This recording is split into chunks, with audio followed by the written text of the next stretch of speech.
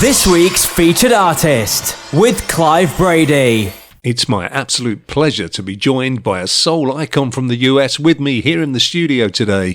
It is, of course, Miss Candi Staton. Hey, Clive. Thanks for having me here today. First of all, Candi, thank you so much for coming into the studio today. I know you're a busy lady. Let's go right back to the start. You were born in Huntsville, Alabama in the US, and as a teenager you were part of a gospel trio. Tell us about that and how you went on to launch your solo career. I was born in a little country town. I was always a country girl, listening to country music and all that stuff. But anyway, Alabama was great for me for a while. We were really, really, really country, but my mother left my father and she took us with her to Cleveland. And that's where we met Bishop M.L. Jewell, who had a church on Kinsman Avenue in Cleveland, Ohio. She also had a school for children, parochial school in Nashville, Tennessee. So my sister and I got up and sung in her church. So she told Bishop Jewell that her little sister-in-laws could sing. I was about 12. My sister was about 14. And we got up and we just tore the place up. I mean, it was like amazing. In Alabama, all we could do was sing at night. We sing and harmonize. It's so amazing that harmony was just natural for us. And they hadn't heard any little girls sing like that. So Bishop Jewell was determined to get us to Nashville. And we went with her after a long argument with my mom and begging and asking her, please let us go. And she did after my father found us in Cleveland. And she said, well, you know what? You guys, you go, because this woman can probably do more for you than I can. That was the best thing my mother could have ever done for us. I probably wouldn't even be here talking to you, Clive, today had my mother made another choice. But we went with her, and we formed a group called the Jewell Gospel Trio. I was 12. The little Bishop Jewell had a granddaughter by the name of Naomi Harrison, and my sister Maggie. And we would, at night after school was over, we would harmonize together and we would do chapel together. And so after a while, we got so good, she started taking us around to churches. She had like 30 different churches around the country. And we would sing at the churches. And before I was 13, we were doing records for Nashville Record Company. And we were doing concerts with people like Sam Cooke and Lou Rawls and Aretha Franklin. And oh my goodness, it was just a wonderful experience. I met Aretha when she was 16, and we all like hung out together, and we were all singing gospel at the time. So it went on from there, and I stayed with the Jewell Trio until I was 18 years old. I met this guy I thought would be just for the fun of it, you know. At least he had some wheels. He had a car. And so he would take me around places, and we would have fun and go eat hamburgers and stuff like that. And we ended up with my first child, and later married him. But the marriage didn't last. Got out of that. Didn't know what I was going to do. Took my 4 children out. Stayed with him long enough to have 4 kids, 7 years. I went back to Cleveland and started singing in nightclubs. Different people heard me. Even Motown came and wanted me to sign me up. And I said, no, I don't know what happened to that contract, but I didn't go with Motown. I don't guess it was God's will for me to go to Motown. So I met Clarence Carter. And Clarence Carter introduced me to Rick Hall. And that was the beginning of my solo career. Your first single, Young Hearts Run Free, recorded at the Sound City Studios in Los Angeles, was released in 1976 and was a huge worldwide hit. Tell us how that came about and who was involved in the production. Any names we might recognise? Well, after leaving Rick Hall, we had done 8 albums together, and disco was coming in, and Rick Hall had signed with Warner Brothers Records as a distributor. And I had done quite a few records for Warner Brothers at the time with Rick Hall. And David Crawford was at Warner Brothers, and I had met David many years ago. I'd known him for many years ago, and he'd always wanted me to go to the studio with him. He said, I want to get you behind a microphone. I said, well, maybe one day, David, we can do that. And I knew David quite well. So when we got on that last album with Warner Brothers, with Rick Hall, we did one last album, and Warner Brothers asked him, if we did this album with you and it doesn't do well, will you just let her sign directly with us? And Rick said, after arguing, he just didn't let me go right away. So he said, well, okay then. Okay, we'll just do it. And if it doesn't do well, I'm done. She can go on with Warner Brothers. And, well, it didn't do well because Warner Brothers didn't push it because they wanted me. And after the record sold about 30,000, maybe, records, I signed directly with Warner Brothers. And Warner Brothers was looking for a producer. And Rick was out of the picture. And David Crawford was always at the studio looking for an artist. So they asked me, do you know David Crawford? I said, oh, yeah, I know David. I said, I've been knowing David for a long time. He said, do you think you could work with him? I said, yeah, I'm sure I can. And so he said, well, okay, let me put you two together and see what we come up with. And we came up with Young Hearts Run Free. And the rest is history. It was wonderful. And here it is, Young Hearts Run Free, 1976. My studio guest is Candi Staton. What's the sense in sharing this one and only life? Ending up just another lost and lonely wife. You count up the years and they will be filled with tears. Love only breaks up to start over again. You'll get the babies, but you won't have your man, while he's busy loving every woman that he can. Say I'm gonna leave 100 times a day. It's easier said than done when you just can't break away. Oh, young hearts, run free. They'll never be hung up like my man and me. My man and me. Ooh, young heart, to yourself be true. Don't be no fool when love really don't love you. Don't love you. It's high time now, just one crack at life. Who wants to live it in trouble and strife? My mind must be free to learn all I can about me. I'm gonna love me for the rest of my days. Encourage the babies every time they sing. Self-preservation is what's really going on today. Say I'm gonna turn loose 1,000 times a day, but how can I turn loose when I just can't break away? Oh, young hearts, run free. They'll never be hung up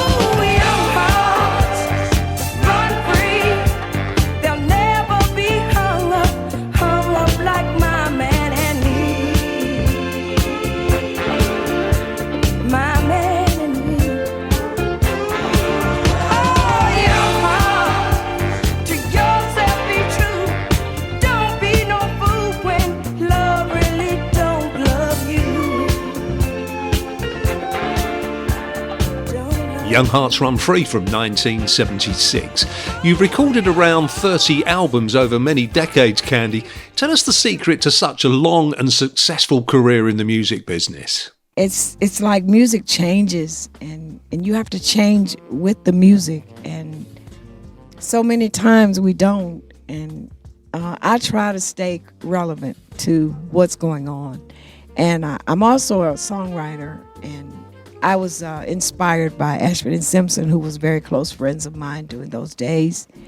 And I wanted to write songs. And so I would get in there and I play keyboards. I used to play for churches, so I play a little keyboard, a little gospel keyboard. And I would get in there and write songs, and I would listen to music. I love to redo somebody else's song and put my own version in it. So I try to stay relevant to what's going on. And it was real challenging, but it worked. Sometimes I was down and didn't get a record on the radio and stuff, but that still didn't stop me. I just kept doing my shows, and finally I just gave up the secular career and went to gospel. And we got our own record label, Baraka Records. And I started doing gospel music after I gave my heart to the Lord. And that was, 25 years? I was like in sabbatical I was doing a sabbatical from secular music. And I had a great time, had a TV show and everything. It just keeps me busy. And I'm so, when you love something, you get paid for something you love to do. It's not a job. So you just get in it, and when it's like a part of me. It's like my part of my body. When I'm not doing it, I'm like restless, and I just want to be doing something. I love the audience. I love people, and I like to see the smiles on their faces when I go out there and perform to them, and when I see the joy come over their faces, it gives me the incentive to just keep working and keep putting stuff out that I think is going to bless people. That's the secret of my successful career.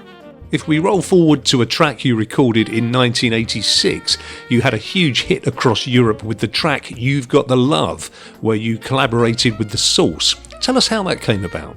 Oh my goodness, that You Got the Love was really, it was really for a diet commercial. And Dick Gregory actually was behind all this. Dick Gregory, very famous comedian. He had out a product called the Bahamian Diet. And this guy, his name was Ron High. I met him in Nassau. We were doing a conference there. He weighed about almost 1,000 pounds. My God, it was amazing. They had him in a chalet by the ocean, and just giving him nothing but this diet every day. This had everything in it that would keep you alive. Plus, it made you lose a lot of weight. And so he was over there with Dick, and Dick wanted to do a song of him losing weight. So he asked me, would I come to Chicago in '86 and do that song? And I told him, yeah, I'd love to. And so we went to Chicago and did You've Got the Love. It stayed dormant for about 10 years. The project never jumped off. The guy never lost all the weight, and they just eventually dropped the whole project. And the song just lay dormant for many, many years. They tried to put it on the air in America, and it didn't go. And so I thought it was all over until one of the guys that worked with him took the vocal from the track and took it to Europe. And it was a record playing that night. And he heard it, and he said, you know what, that vocal would fit this music. And that's how he talked the DJ into putting my vocal on top of the music. And that's how You Got the Love with The Source. So they did 500 records and sold them for like 180 pounds a piece. They went like hotcakes, and so they knew they had something. So that they made quite a few records, and they just sold, and it got to be number one. It was top 10 for 3 consecutive times, and it's still going strong. It's kind of like a anthem in Europe and around the world. So, yeah, that's how You Got the Love. This is Candi Staton, and you're listening to Clive Brady, the man with a whole lot of soul.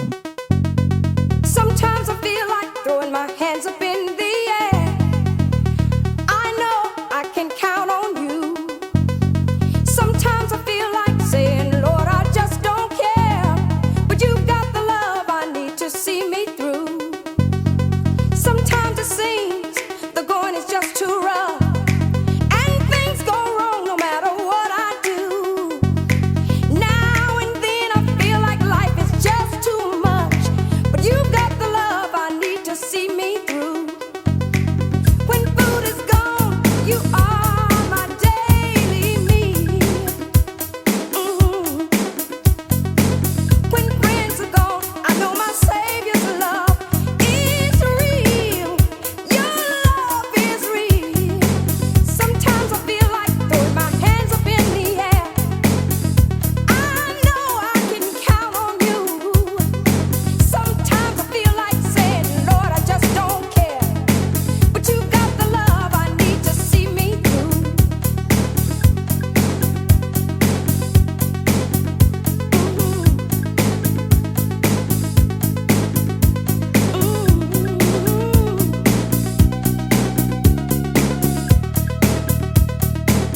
Well, every once in a while I say, Lord, I can't go on.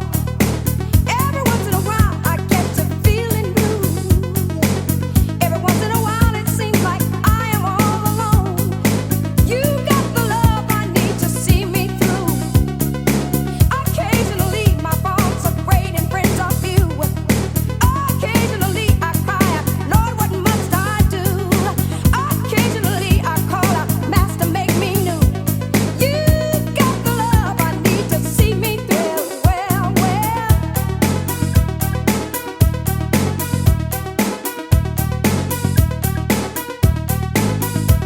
sometimes I feel like saying, Lord, I just don't care. Oh, but you got the love I need to see me through.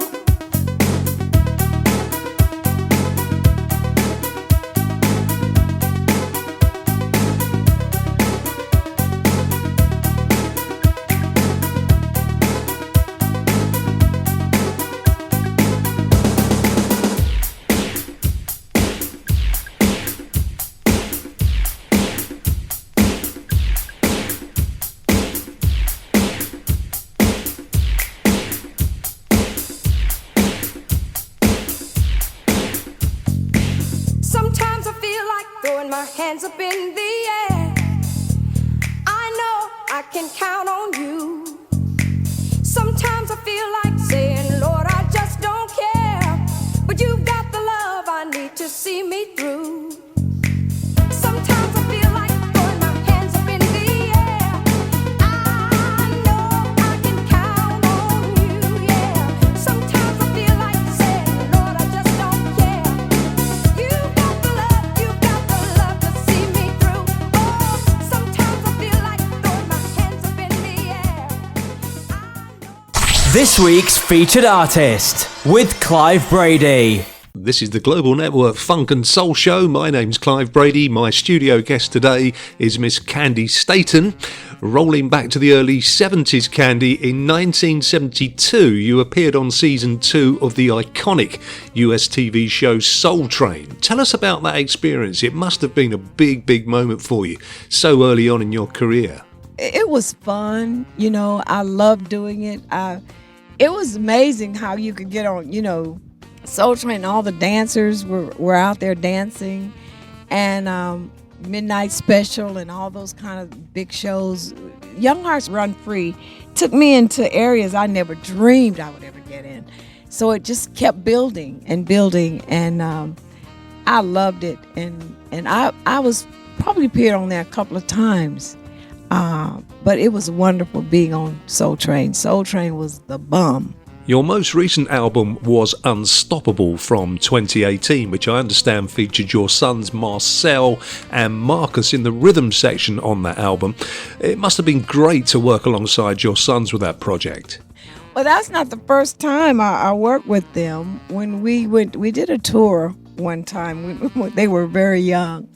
We did a tour in South Africa and Germany. We did 3 weeks in the auditorium. Marcel and Marcus. Marcel was a bass player and Marcus was a drummer, and they were teenagers. When we did this record, I hadn't done anything with them. I work with Marcus all the time when I do my shows in Europe. He's always my drummer. He's been my drummer since he was a kid, and he was wonderful, one of the greatest drummers out there that I know of. He's, wow. He's taught so many other drummers how to play drums, John Blackwell used to play with Prince. He taught him how to play drums. So I felt so blessed being with him, and not only he was a double for me because he'd help me with my bags and he'd help me do a lot of stuff. Plus he played drums, and so I love having him on the road. He doesn't feel like a son when we're out there together. He feels more like my friend, So we have that type of relationship. It was good having them on Unstoppable. We were doing a lot of great songs, and they hadn't been together. We hadn't been together for so many years, and Unstoppable was just amazing. There's so many records on there, so many songs on that record that I wish people would pick up. I really do. I wish they would just listen, because when the record first came out, man, I tell you, I was looking and expecting to go out and do great things with that record. And it was like a comeback record for me. I was so excited. Mark Nevers was a producer, and we went down and did all the music. And as soon as the record came out, I got the diagnosis I had breast cancer. So I couldn't promote like I wanted to. And the record just kind of died. And I was so heartbroken. I was so disappointed. I was just depressed and went through it. And thank God it was not in my lymph nodes. And I'm ready to go back to work. I'm healed. I'm delivered from all of that. I'm still working in the studio. I'm doing records every day and trying to get more music out so we can stay current. But anyway, we have to move with the times. And I wish you would go out and just check me out with Unstoppable. You won't regret it. This is a track from the album Unstoppable and a song called Love Is You. Classic jazz, funk, and soul with Clive Brady. Love is good, love is kind, love is sweet, love is fine, love is wise as time, love is you. Love is patient, understand, does not seek its own plan, bears all things, believes all things. Love is you. Love is a friend to the end, perseveres, will not fail, keeps on trying, will prevail. Love is you. There is hope, there is faith, there is charity, but the greatest, all three, love is you. I believe in love. Yes, I do. Love. Hey, love, love. I believe in love. I believe in you. I believe in love, love.